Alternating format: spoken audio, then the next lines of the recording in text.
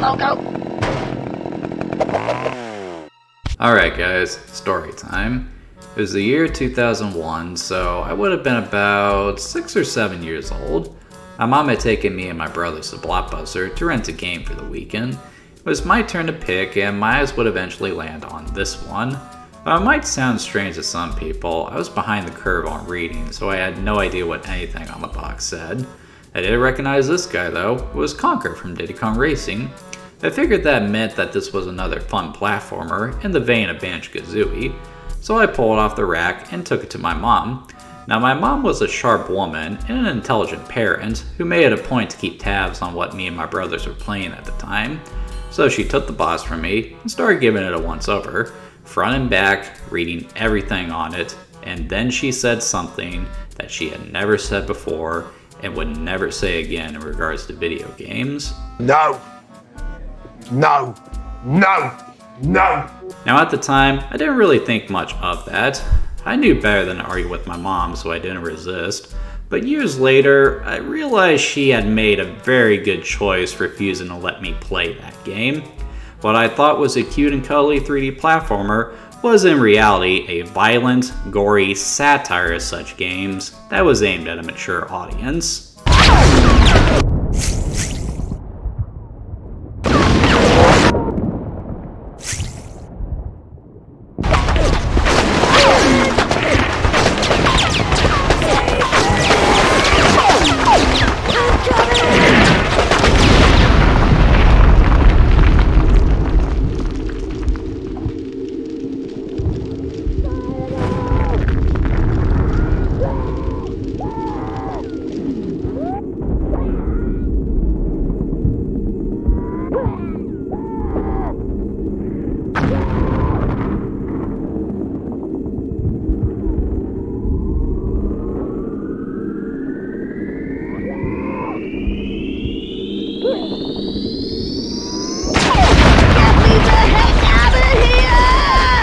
So you guys are probably wondering how the hell this game came about. Well, the origins of Conker's Bad Fur Day date all the way back to the early days of the N64. It was actually the first 3D platformer that Rare conceived for the console. However, due to struggles with development, Banjo-Kazooie ended up coming out first. When gameplay footage of Conker finally surfaced, it was met with ridicule by the gaming press. Cute and cuddly 3D platformers were a dime a dozen, and by the standards of the time, Conker was seen as too cute and too cuddly. The team was crestfallen, and the heads at Rare decided that the game would only continue development if they could come up with something to set Conker apart from the crowd. One employee suggested doing a complete 180, making the game with a mature audience in mind and satirizing the genre. Good idea, oh lord. Of course it's a good idea! And it really was. 3D platformers were the most popular genre of games at the time, and that would continue into the next generation as well. And considering that we were still getting over the mindset that games were for kids, there was room for a game like Conker. However, because of how drastic a change the direction was, it meant that they had to start from scratch. As a result, Conker would release at the worst of times and under even worse circumstances, meaning that very few people at the time got to experience one of the most unique, if heavily flawed, games on the N64.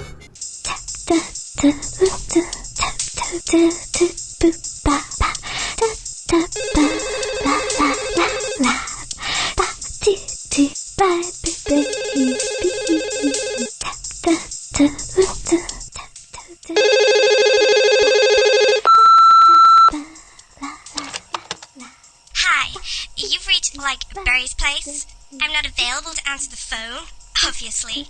However, if you leave your, name and number and you sound cute, I may ring you back. Ciao! Hi, Barry. Hello? Barry, if you there, pick up. Hello? Oh, anyway. Look. I'm gonna be a bit late. Well, met up with a couple of guys and they're off tomorrow to some, I don't know, fight some war somewhere. Anyway, I'll see ya. Love you. Mwah, mwah. I think she won it. Conker, put the phone down. Oh, right. Whose round is it? Yours. What, again? Okay. Can someone lend me a $5? In Conker's Bad Fur Day, you take the role of Conker the squirrel, who after an all-night bender attempts to go home from the bar and ends up wandering in the wrong direction. Next morning, Conker finds himself in unfamiliar territory, and after dealing with his hangover, sets out on a quest to head home. Or at least, that's what he says he's trying to do. Really, the plot of Conker's Bad Fur Day is similar in a sense to a Monty Python movie. Though there is a plot that drives the narrative, it's not really the focus. The plot is really just there to create opportunities to tell jokes, and that's very much the case here. The game mostly just sees Conker going about his way and being roped into doing stuff for various oddball characters. Something that is a common trope in these games, but whereas something like Banjo, the characters help out of the goodness of their heart, Conker does not. Most of the time, Conker wants nothing to do with these people, but he always agrees for some reason. Be it because he just wants them to shut up, or because they offer a cash reward. Or he gets forced into it. I mean, at some point Conker is kidnapped by the army and sent off to war. And you know what? It's pretty damn funny. Conker is a delightfully unlikable character, and everyone around him is just as bad.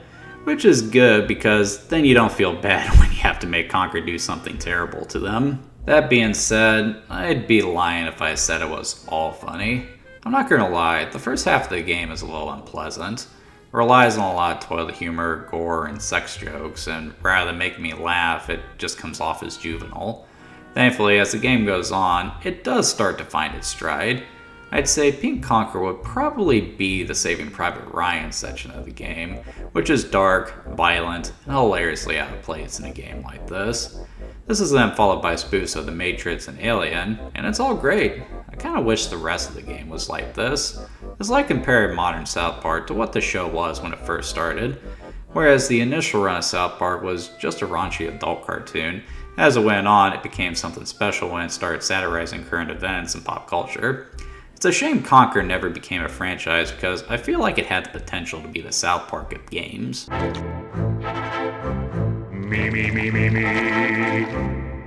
I am the great mighty Pooh, and I'm going to throw my shit at you. The presentation is nice. I mean, it's rare. No one had a better grasp of how to use the N64 hardware more than these guys, not even Nintendo. The colors are bright, the character models are well crafted and beautifully animated, there's lots of variety in the locations, and a surprising amount of action can occur on screen at once. It does come at the cost of some really bad slowdown a lot of the time, but by this point, Rare was pushing the N64 to its absolute limits, so it's not surprising that the hardware is being taxed as much as it is. The sound is pretty impressive too, with meaty impads and some quirky music that is perfectly fitting of the experience. The game also features a great deal of voice acting, but sadly I wouldn't say it's as effective as it is in Star Fox 64. The audio quality leaves something to be desired, and the voice acting in general is just strange. It's certainly leaning into British humor with its somewhat quiet and reserved delivery, but it often sounds like the characters don't care about what's going on. As a result, the jokes don't always land, which is a problem considering the game is very clearly going for laughs. Why is it everybody so offensive around here? Conker's struggle to get a laugh is the least of the game's problems though, because I do have a lot of issues with the gameplay. First of all, the controls. Conker's movement feels really weird. Conker is a little slow to get himself moving, and once he's going, it's hard to cancel out his momentum. This makes precise platforming a little tricky, and it's made worse by the camera, which not only moves around on its own too much, but often gets hung up on level geometry, or it just fits completely, which makes it really difficult to see what you were doing. That would be bad enough, but when it's paired with some crappy level design, it results in a platformer that isn't much fun to play. One thing that is really underwhelming are the content-sensitive actions. Rather than have complex movesets like in Banjo or Donkey Kong 64, Conker introduces context actions. When there is something that Conker can do or interact with, a light bulb will appear above his head, and if you push the B button, he'll perform a unique action. Sometimes it's to perform a big attack, while other times he'll pull out a tool that he can use to help him, be it a light hat so that he can see in the dark, or a weapon so he'll pull out for the duration of a segment. Most of the time, it just feels like push the button now to win, or activates a brief shooting segment, which makes the game feel a bit repetitive. When these actions start giving you weapons though, it gets a little more interesting, In fact, it's an early form of over-the-shoulder aiming in regards to how you use the weapons. I wonder if Shinji Mikami played this. Sadly, the biggest issue I have with Conker's Bad Fur Day are the objectives, which are ridiculously repetitive. Most of the time it boils down to go here, get this, bring it back. Sometimes they make it worse by having you rinse and repeat, or having you drag something heavy around that is easily destroyed by stuff you have to maneuver around, meaning you have to start over if you screw up. As if all that wasn't bad enough, there is a lot of obtuse design here. I had to pull up a FAT so many times, which got old really fast. Really, Conker doesn't hit its stride until you get to the Saving Private Ryan section of the game. The level design becomes linear, it starts to focus more on combat, and it's good fun, some bullshit design notwithstanding.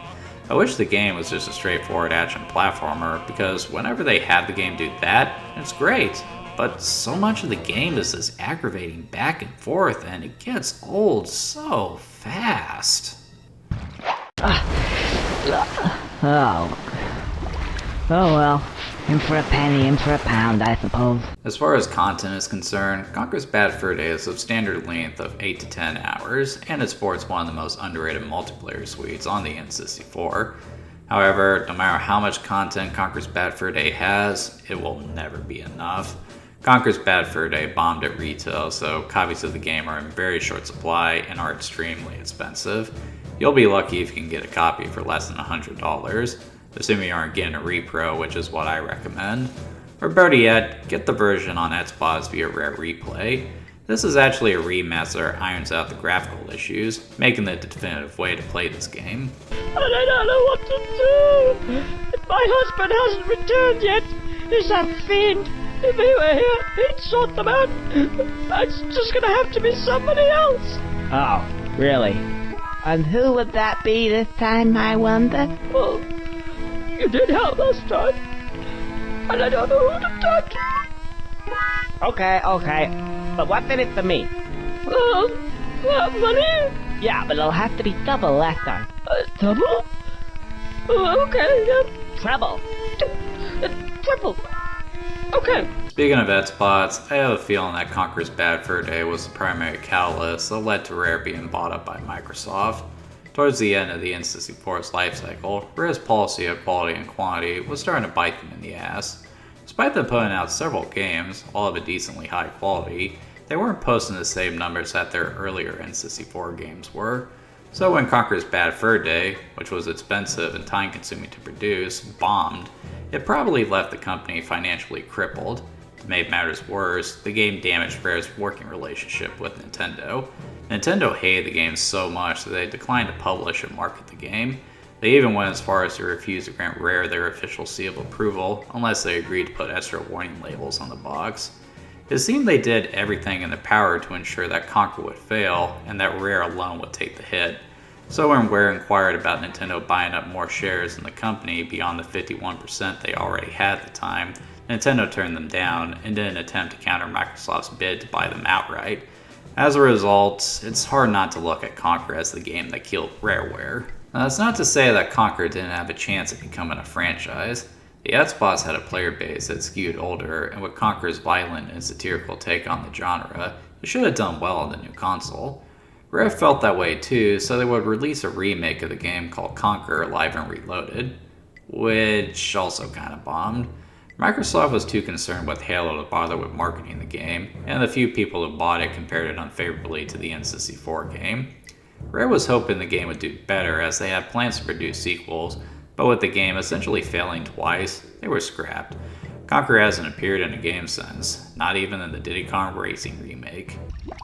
Rodent?